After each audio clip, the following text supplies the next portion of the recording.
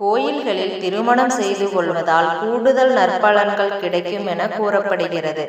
ஆனால் தற்போதைய அவசர சூழலில் கோயிலில் திருமணம் மேற்கொள்வது குறைந்து வருகிறது. ஒரு சிலருக்கு கோயிலில் திருமணம் செய்து வைத்தால்தான் வாழ்க்கை சிறப்பாக இருக்கும் என கூறப்படுகிறது. பொதுவாகவே வழிபாட்டு தலங்களில் வைத்துக் கொள்வது நல்லது.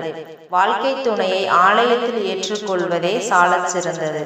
அதற்காகத்தான் பண்டைய காலங்களில் கோயில்களை எழுப்பிய மன்னர்கள் பல நூற்றுக்கணக்கானோர் அமரும் வகையில் 1000 கால் மண்டபங்களையும் கட்டி வைத்தனர். மன்னர் காலத்தில் கணவன் மனைவி பிரிவு என்பது மிகவும் அபூர்வமான நிகழ்வாக இருந்தது.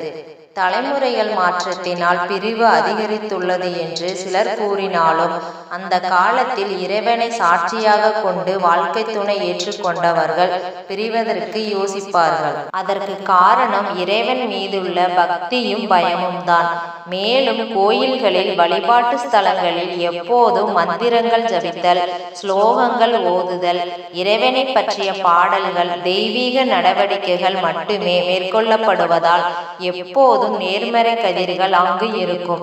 எனவே அங்கு மாங்கல்யம் சூட்டிக் கொள்வது சிறப்பான பலன்களை தரும்.